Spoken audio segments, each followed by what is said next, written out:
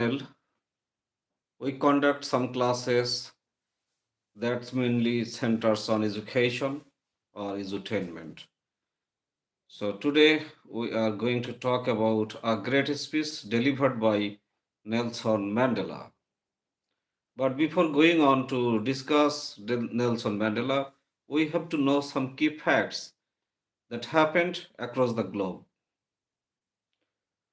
Bangabandhu Sheikh Mujibur Rahman was killed by his close acquaintance Major Shariful Haq Dalim, or simply Major Dalim, or Lieutenant Colonel Major Dalim, or Bir Bikti Jodha Lieutenant Colonel Major Dalim Bir Bikram. Major Dalim is a self-declared killer of Bangabandhu Sheikh Mujibur Rahman 50 years after the independence of Bangladesh. Major Dalim has appeared. He has been live through YouTube from where we don't know, but he has been once again live about the killing, about the death of Bangabandhu Sheikh Mujibur Rahman. Ziaur Rahman, another Bangladeshi Prime Minister, who was also been killed by his close aides, by his colleagues in Chittagong Circuit House. In India, Mahatma Gandhi was killed by his own bodyguard Nathuram Godse. Indira Gandhi was also killed by his close aides. Rajiv Gandhi was also killed by his close aides. In the United States of America, Abraham Lincoln was also killed by one of his known acquaintances.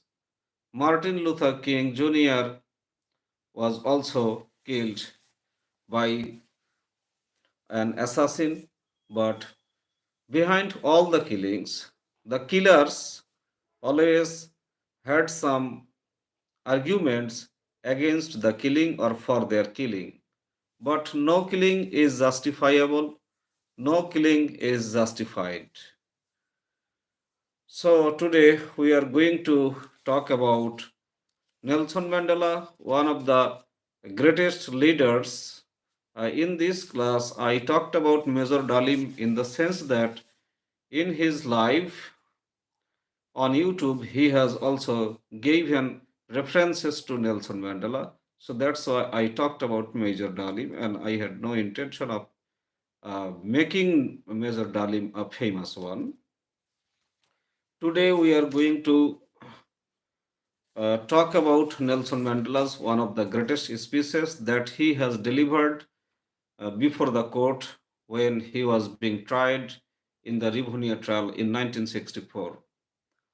But before going to talk about the speech, we should focus on some questions. The questions number one: what is the difference in Mandela's speech from the previous two speeches? From the previous two speeches means Bangabandhu's এবারের সংগ্রাম স্বাধীনতার সংগ্রাম, and the other speech is I Have a Dream, Martin Luther King, by Martin Luther King Jr. Do you think the mention of the African heroes from ancient tales is important? Why? There have been several African heroes references in the speeches of Nelson Mandela. Do you find Mandela patriotic and nationalistic in his speech? How do you find him? We will be able to answer these questions after reading the speech. How does the speech cover the major rights which the Africans were being deprived by the whites? How do you think Mandela is defending his involvement with communism? How did Mandela map the gradual change that occurred in the ANC policy? Select a few keywords that can be used to describe Mandela's speech. If you are asked to pick a statement from the speech, Which would you choose and why? Do you think education, economy, and health are interrelated? How are they interrelated or connected? Are you familiar with the terms like democracy and Marxism? Look up their definitions online. So, these are the questions that we will be able to answer after listening to the speech that Mandela had to deliver in 1964 during his Rivonia trial. The following speech that I am going to talk or discuss is a selection from Nelson Mandela's statement at a trial in 1964. He had been arrested by South African Security Police in 1962 for his opposition to the white government and policy of racial, economic, and political separatism that is called apartheid. In 1964, further charges were brought against Mandela, including sabotage, high treason, and conspiracy to overthrow the government. Now let's see how Mandela defends himself in the speech. But while Mandela was being released on 11 February 1990 with his wife Winnie Mandela from the Victor Verster prison after serving a sentence of 27 years by the apartheid state. Now just look at the picture. You can see Nelson Mandela is waving his hand with his wife while he was coming out of the jail gate of Victor Verster. So now let's start the speech. I am the first accused. I hold a bachelor's degree in arts and practice as an attorney in Johannesburg for a number of years in partnership with Oliver Tambo. I am a convicted prisoner serving 5 years for leaving the country without a permit and for inciting people to go on a strike at the end of May 1961. At the outset, I want to say that the suggestion made by the state in its opening that the struggle in South Africa is under the influence of foreigners or communists is wholly incorrect, is completely incorrect. I have done whatever I did, both as an individual and as a leader of my people. Because of my experience in South Africa and my own proudly felt African background, and not because of what any outsider might have said. In my youth, in the Transkei, I listened to the elders of my tribe telling stories of the old days. Amongst the tales they related to me were those of wars fought by our ancestors in defense of the fatherland. The names of Dignaid and Bambata, Hinsta and Makana, Esquinthi and Dalasil, Mahosi and Sekuhumi were praised as the glory of the entire African nation. I hoped then that life must offer me the opportunity to serve my people and make my own humble contribution to their freedom struggle. This is what has motivated me in all that I have done in relation to the charges made against me in this case. In the statement which I am about to make, I shall correct for certain false impressions which have been created by state witnesses. The African National Congress was formed in 1912 to defend the rights of the African people, which had been seriously curtailed by the South Africa Act and which were then being threatened by the Native Land Act. For 37 years, that is until 1949, it adhered strictly to a constitutional struggle. It put forward demands and resolutions. It sent delegations to the government in the belief that African grievances could be settled through peaceful discussion and that Africans could advance gradually to full political rights. Even after 1949, the ANC remained determined to avoid violence. At this time, however, There was a change from the strictly constitutional means of protest which had been employed in the past.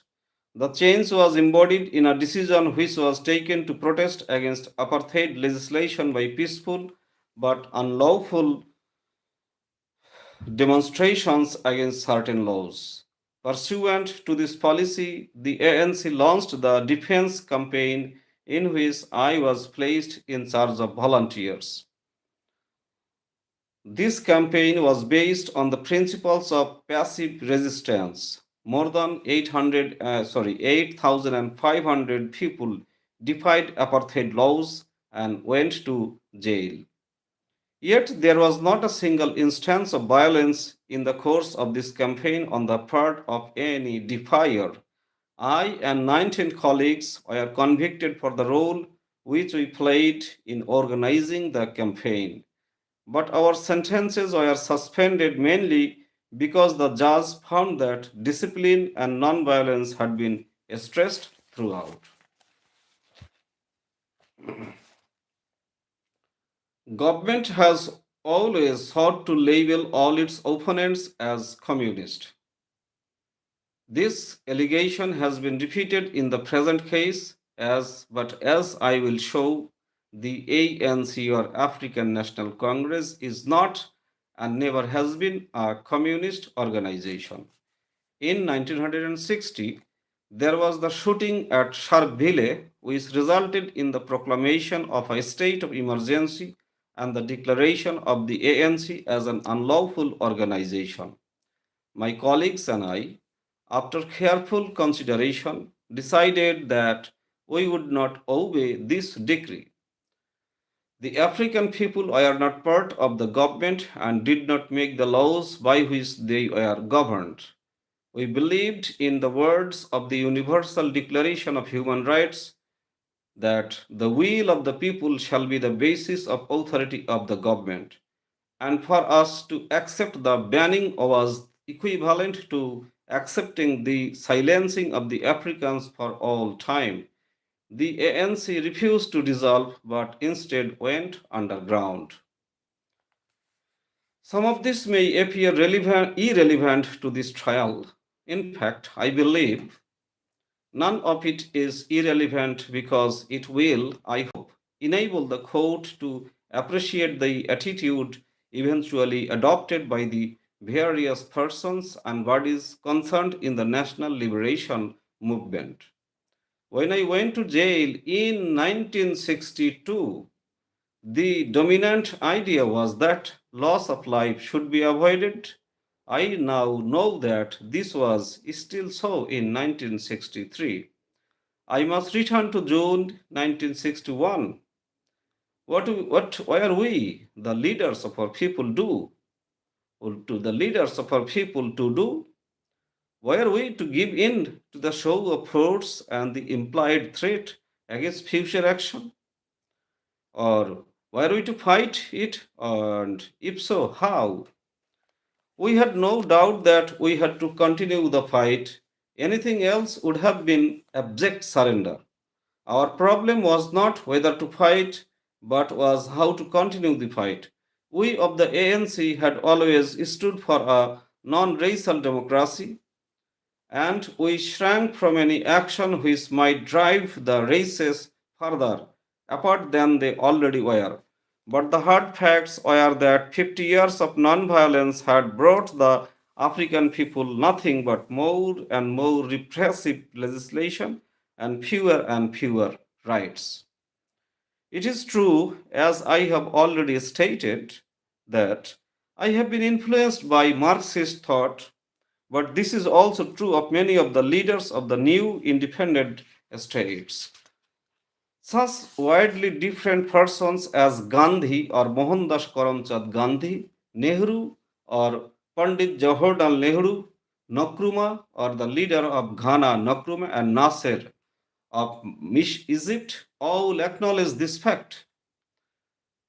Mahatma Gandhi, Pandit Jawaharlal Nehru, Nkrumah of Ghana, and Nasser of Egypt all acknowledge this fact. We all accept the need for some forms of socialism to enable our people to catch up with the advanced countries of this world and to overcome their legacy of extreme poverty.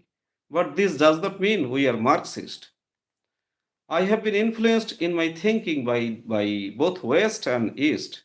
All this has led me to feel that in my search for a political formula, I should be absolutely impartial and objective. I should tie myself to no particular system of society other than of socialism. I must leave myself free to borrow the best from the West and from the East. Our fight is against real and not imaginary hardships, or to use the language of the state prosecutor, so called hardships. Basically, we fight against two features which are the hallmarks of African life in South Africa and which are entranced by legislation which we seek to have repealed. These features are poverty and lack of human dignity. And we do not need communists or so called agitators to teach us about these things. The highest paid and the most prosperous section of urban African life is in Johannesburg, yet their actual position is desperate. Poverty goes hand in hand with malnutrition and disease. The incidence of malnutrition and deficiency diseases is very high amongst Africans. Tuberculosis, pellagra, kwashiorkor, gastroenteritis, and scurvy bring death and destruction of health. The incidence of infant mortality is one of the highest in the world. The complaint of Africans, however, is not only that they are poor and the whites are rich, but that the laws which are made by the whites are designed to preserve this situation. There are two ways to break out of poverty. The first is by formal education, and the second is by the worker acquiring a greater skill at this work and thus higher wages. As far as Africans are concerned, both these avenues of advancement are deliberately curtailed by legislation. The present government has always sought to hamper Africans in their search for education. One of their early acts after coming into power was to stop subsidies for African school feeding. Many African children who attended schools depended on this supplement to their diet. This was a cruel act. There is compulsory education for all white children at virtually no cost to their parents, but be they rich or poor. Similar facilities are not provided for the African children, though there are some who receive such assistance. African children, however, generally have to pay more for their schooling than whites. According to figures quoted by the South African Institute of Race Relations in its 1963 journal, approximately 40% of African children in the age group between 7 to 14 do not attend school. For those who do attend school, the standards are vastly different from those afforded to white children. The government often answers its critics by saying that Africans in South Africa are economically better off than the inhabitants of the other countries in Africa. I do not know whether this statement is true and doubt whether any comparison can be made without having regard to the cost of living index in such countries. Our complaint is not that we are poor by comparison with people in other countries, but that we are poor by comparison with the white people in our own country, and that we are prevented by legislation from altering this imbalance. The lack of human dignity experienced by Africans is the direct result of the policy of white supremacy. White supremacy implies black inferiority. Legislation designed to preserve white supremacy entrenches this notion. This then is what the ANC is fighting. Their struggle is a truly national one. It is a struggle of the African people inspired by their own suffering and their own experience. It is a struggle for the right to live. During my lifetime, I have dedicated myself to the struggle of the African people. I have fought against white domination and I have fought against black domination, black discrimination, black domination. I have cherished the ideal of a democratic and free society in which all persons live together in harmony and with equal opportunities. It is an ideal which I hope to live for and to achieve. But if needs be, it is an ideal for which I am prepared to die. I am prepared to die. Nelson Mandela delivered this speech on 20 April 1963. So, this is one of the greatest speeches delivered by Nelson Mandela. So, I started my live talking about Major Dalim or Major Shariful Haq Dalim or Lieutenant Colonel Shariful Haq Dalim, the self declared killer of Bangabandhu Sheikh Mujibur Rahman. Whatever the case is, Bangabandhu Sheikh Mujibur Rahman was killed. Shahid President Ziaur Rahman was killed by army officers. Bangabandhu was killed by army officers. Mahatma Gandhi was killed by his own bodyguard Nathuram Godse. Indira Gandhi and Rajiv Gandhi were also killed by their acquaintances. Abraham Lincoln were also killed. Martin Luther King Jr. was also killed because these people wanted to do something extraordinary for the common people. That's why they have been killed. I don't know what's the fault of Mahatma Gandhi, but why Nathuram Godse killed Mahatma Ji? I'm not sure. What's the reason of killing Indira Gandhi or of killing Rajiv Gandhi? History will answer this. If you want to know more about this, you should go deep into history. You should read regularly. You should try to acquire knowledge regularly. Only then we can be able to learn more about the reasons, about the causes of these killings of these great people. So thank you very much, and once again good night for watching this live. And if you like, you can subscribe to this channel because this channel covers education related videos, and I hope these videos will help you go a long way. Thank you. Bye bye. Assalamu alaikum wa rahmatullah and adab and namaskar or shubharatri.